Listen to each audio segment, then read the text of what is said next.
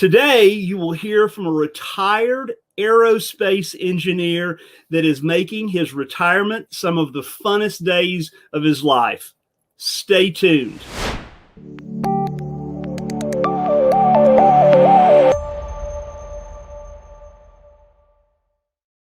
Well, we are back like we are every Wednesday at 11:05 Central Time with another episode of Note School TV. We are here to engage with you and you with us.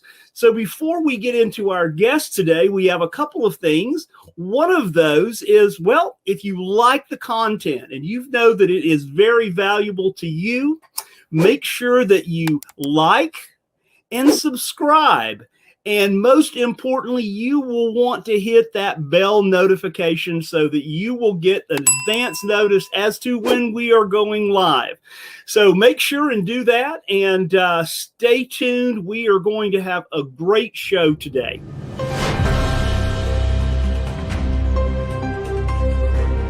So it's the big question as we start kind of winding up to the end of 2021 here.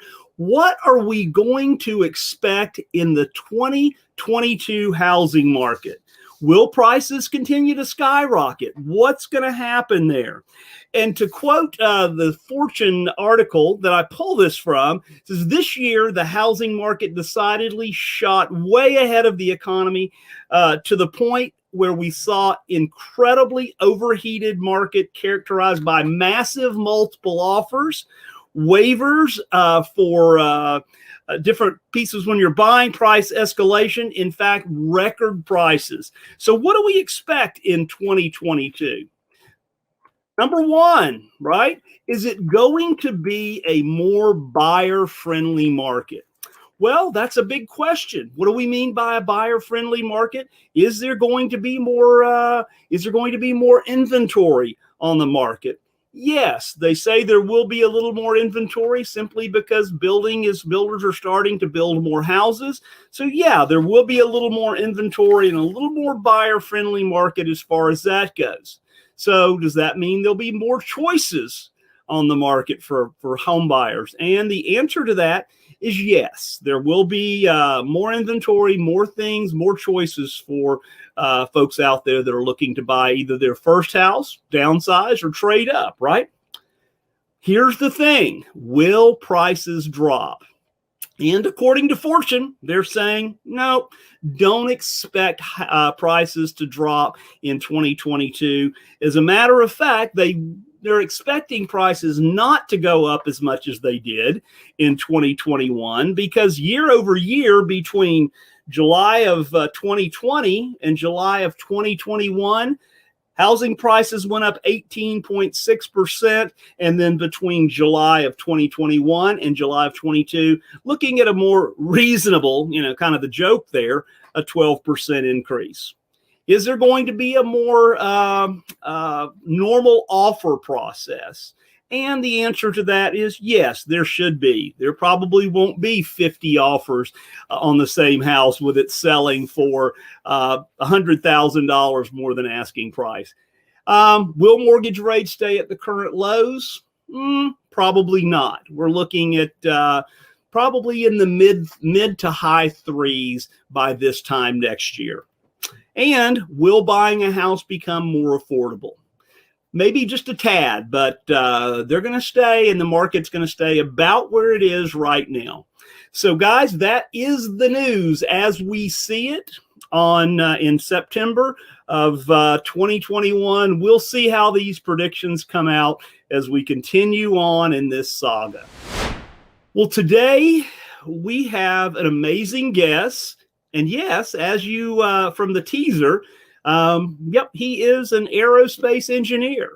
But before we bring on our guest today, I want to bring on our founder, our chief visionary, my friend, Mr. Eddie Speed. Good morning, sir. How are you? I am great. Exciting show today. Man, I got to tell you, Eddie, just from my point of view, I think we're really doing a good job with Note School TV these days. Well, it's got a lot of information. Thank you for the news. Yes. We do a state of the industry every end of every month, the last Wednesday of every month. Mm-hmm. And we offer a perspective of the market. We don't tell people what the market's going to be. We give them information. We typically give them information that people like Forbes may not mention. That's right. Right. So while they may say it's one way, and we do know that there are 800,000 houses under construction, right? Mm-hmm. Yep. There's also over 4 million mortgages aren't making a payment, Joe. So some of those variables that those other sources don't mention could change the availability factor. Well, and Eddie, we just, and it came out this morning, so I didn't get it on the newsreel, but we have our second and third offerings of NPLs this year, one from Freddie and one from Fannie. So we'll talk more about those next week on the industry update. NPLs, non-performing loans, yes, is what Joe was talking about. It'll be great. All right, so we have a great guest today, and as Joe mentioned, he is a retired aerospace engineer, and so we love being able to take somebody with a terrific professional background and look at their life now, like where they've been and where they're going. So let's bring Wayne on, and Mr. Wayne Garrett, how are you, sir? I'm good, guys. How are you? Nice Very to be here. Good. We are glad to have you today, and just really want to kind of talk a little bit about your journey. Yeah. And obviously start out with you were an aerospace engineer. So what did that look like? Yeah. Well, it was very, very hectic. It was a lot of commuting to work, an hour there, an hour back, endless tasks. Every time somebody leaves, you're expected just to kind of pick up the slack because companies are doing more with less. So as people leave, you just pick up the jobs and you got to meet the deadlines. So as time goes by, and anybody out there listening that's out there in corporate America, they're going through the same thing, right? It's very hectic out there. And I was looking for something else. Well, I think a lot of people are that way. If there is a profile of a note school person, a lot of times it's somebody that has had a regular corporate job and did something, and then essentially starts down the trail. They start into some form of real estate a lot of times, and then they morph into notes. And we'll get to that because I want to talk about what got you to where you are today. But one of the things that I thought was interesting, we just had you, jot some notes down for us because I wanted to make sure that we captured really your story well. And that is, I want to talk about your retirement because that was something you were a little bit worried about. For sure. We ended up, having an aha moment as you start approaching the middle age of your life. I'm coming up on 50 here in a few months. You take your retirement a little more seriously than you did when you were 20. When you were 20, you're bulletproof and you don't care about the retirement, right? You just go out and have fun. Well, we started looking at our retirement and started doing some calculations and realized we aren't going to be there. We're not going to be able to retire because it used to be in the days years ago, if you had $1 million at retirement, you were set, right? You were going to be able to retire forever. But today, no, you have to really be serious about what's it really going to take to live 15, 20 years without having a job as income.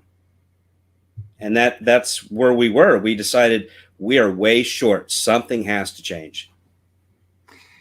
So I was looking at some of my notes here, and you said I found myself as burnt out badly. Yes, burnt out badly.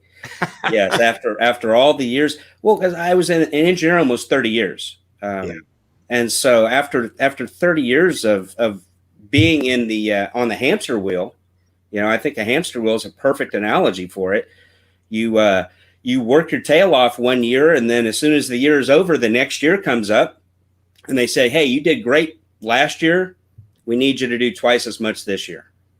and it just never ends. It's year after year after year, and your pay really doesn't increase for the amount of effort that they want you to put in. So I was really burnt out. I had done it long enough, and I needed an escape route, something. It had to change. I work out at the gym, and I do team training with other, a group, and we have kind of a leader and stuff. And there's a guy that has become a fan of Note School TV that I work out with, and he's a very high level executive, but he's very intrigued by notes and somewhat of a similar path, right? Right. And I was talking to him literally last night at the gym, and he was saying what's so amazing about this process is you seem like you drive to work happy every day about what you do. And I said, I've been doing it 40 years, and that's absolutely the truth. I love what I do. So I'm glad to see that I'm glad to see the smile on your face, and I hope we've helped you recover a little bit from the burnout factor. For sure. I've definitely had friends and family tell me that they can tell a definite difference in my stress level. It's definitely way down. I'm not commuting. I can do this job from home, and I work long hours, but it's because I want to, and it's because it's for my benefit. What do they say? Give me a job that I love, and I'll never work a day in my life. And that's just so true. It really is. All right, so let's continue on the journey. You didn't start out in notes. You started out with a real estate side of the equation. What'd that look like? Well, I started out on the real estate side of the equation because the first thing you do when you start getting into real estate is you kind of go off of what you saw on HGTV, right? I mean, I know you talk about HGTV, but that's where we've all been. We see fix and flip and all those different things. So you decide, well, let's explore that path to see where we can go. And that wasn't very competitive, was it? Oh, it was extremely competitive. Living, especially now, if I lived out in a rural area, maybe not, but living here in DFW, it was extremely competitive. And the numbers that they tell you that you're supposed to buy the house at to make a profit, that's not what anybody else was buying the house at. They were paying a lot more. So when you're just starting, you're trying to follow the rules, right? I'm an engineer, right? If you give me a formula for success, I'm going to follow that formula for success. Well, if you tell me you need to buy the house at this level so that you can account for repairs or whatever else is going to come into the equation, that's what I'm looking to do. But then I would get outbid by people that were paying way above what I was offering. And it got very discouraging very fast. So, Wayne, we see a lot of people come to Note School that originally came from the kind of the fix and flip business. That's very common. And the reason is because they got into it and they make it sound pretty good on TV. And, they make it sound pretty good on the internet. And then all of a sudden the reality sets in and it's not quite the same as you're thinking. And so this is not an uncommon path, but I would say rather it is a common path. Right. Wayne, let's do this. I'm going to take a break and hear from one of our sponsors, Note Expo. But when we come back, I want to talk to you about how you looked at rental properties and what you experienced. Let's hear from Note Expo.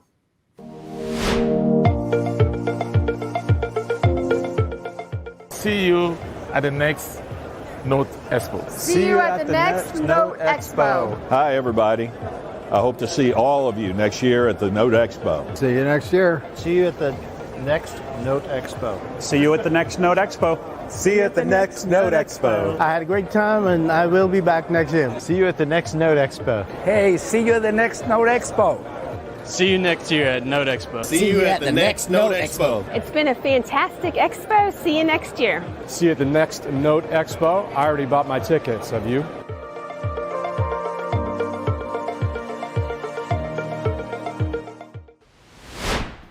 Note Expo, you got to come, Wayne, and I know you are. Oh, I'm there for sure. All right, so you're an aerospace engineer, right? Because Right. I have a joke about rental properties. Now, by the way, my father-in-law that got me in the business over 40 years ago started out in the rental business. So I have some experience all along this journey in the business. But I laugh and say that particularly as real estate values go up and up, the margins in rentals get tighter and tighter. So you're not buying a rental in 2014, right? You're entering the market trying to buy rentals in the last couple of years. Right. What happened?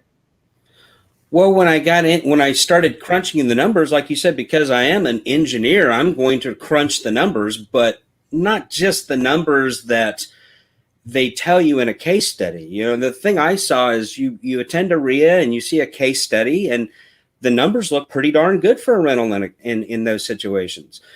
But when you really start crunching all the numbers, all the maintenance and the servicing and oh, you better put money aside for a rainy day if the roof falls in or something. When you figure all that in, the margins are so thin that you would have to have multiple houses to make any kind of income at all. And it just didn't seem like a good model. And I honestly, being newer to the business, I wanted to start off on the right path. I didn't want to go and drive down a path half blinded just because people say it's good to get into rentals, to then discover that, hey, this isn't such a good thing to get in after all, and I need to shift gears. I was really trying to maximize my time, maximize the finances that we had, and make sure that if I'm going to deploy my money, I deploy it in the best vehicle that I could deploy it in. And like I said, when I looked at rentals and calculated everything out, it just didn't make sense. And so I was very hesitant for doing rentals and didn't do it, and just continued my search for what could be the thing in real estate, because I knew there had to be something. Yeah, and we have a lot of people that from Note School that have bought rentals, and there is definitely a stress factor to it, right? We refer to them as a burnout landlord. Mm-hmm. And that's because they didn't run all the math before they did. The spreadsheet doesn't talk to your checking account. Do you know what I'm saying to you, Wayne? I do. All right. So this is awesome. And so you have now entered the note space and you're working at it from a multiple different angles. And so one of the things that we do is we do find burnout landlords, right, Wayne? Right. And we show them that there is alternative ways to have a passive investment that produces a real cash flow and a truly passive investment. And so we gave you an idea of a direction you could do that. I want to talk about that. Okay. The wedding invitation. Yeah, the wedding invitation was a great idea. You know, Eddie, I got a lot of compliments on that and honestly, I got compliments from younger people that I sent the invitation to, because they said, hey, that's something you don't see every day. And I made sure that I made it stick out. I used some creative colors to the envelopes and to the paper so that it wouldn't just fit in with the rest of the mail, that it had something about it that would stand out. And then when they opened it, the invitation would look really nice and be compelling. And so I had a lot of really good response to that. So that was a very good idea, Eddie. Thank you for that. And it's turned into capital for you. It has. So, you know, one of the things that happens, so I invited 25 people to my house. And what does a wedding invitation mean? Well, it's an invitation. Just, hey, let's get together. I'm doing investing, and I'd like you just to come to an event. And I have a presentation I'd like you to watch, and let's just have some snacks, some food, some fellowship, and watch my presentation. So is really non-confrontational, very just laid back, and it was to friends and family. So it was just to people in my circle, just to get them to come in and listen to what I've been up to. Almost the same audience you'd mail a wedding invitation to. Well, yes, exactly. It's almost the same audience you'd mail a real wedding invitation to. Yes. First one, you had like one person show up? Two. It was a couple. So funny, you one of the things that you kind of think of when you do something like this is, well, what if I send out all these invitations and nobody shows up? Right? I mean, that's the fear. That's the real fear. Well, I invited 25 people, and out of 25 people, and I just randomly threw a dart and picked a day on the calendar, and wouldn't you know, everybody had previous plans, birthdays or whatever was on their calendar, and they couldn't attend. And I had one couple from church that was able to show up. And I decided that I was going to treat that one couple just like I would if 25 people showed up. They were going to get the same level of effort, the same presentation, the same everything. I put everything into just the one couple. And they ended up turning out to be future investors. They've come back and they've said, "Hey, we want to invest. We've moved around some finances, and we have some money that we want to invest." So that's where I am with that. And you did a second. I did a second, and the second I had better results. I invited 12 people, and 10 people showed up. Wow! And so out of that, I've got 4 or 5 people that have pulled me aside and said, "Yes, I'm very interested." And these were engineers and managers from my previous company. That's awesome. So that's a pretty deep well right there, I suspect. Yes, it can be. So you've transitioned from a corporate job, frustrated with your retirement. You started out in, flipping houses, right? Rentals didn't quite look like the path. You've wound up with notes, and you've realized that part of the ways that you're going to build your own bank is to use other people's money, right? Passive investors. Correct. And you've now morphed, and you're actually buying houses from landlords, getting them to owner finance you, as well as you're buying notes. So you're really executing this full out. At the end of the day, we're coming up on the fall. What are you going to tell somebody at Thanksgiving? What are you thankful for?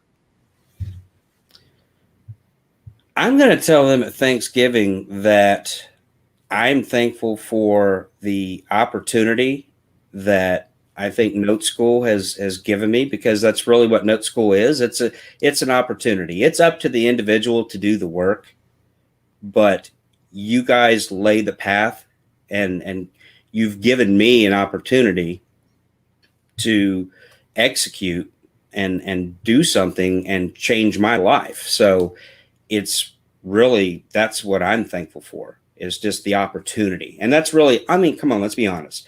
That's all a guy can ask for, right? Is the opportunity, is the shot to do something.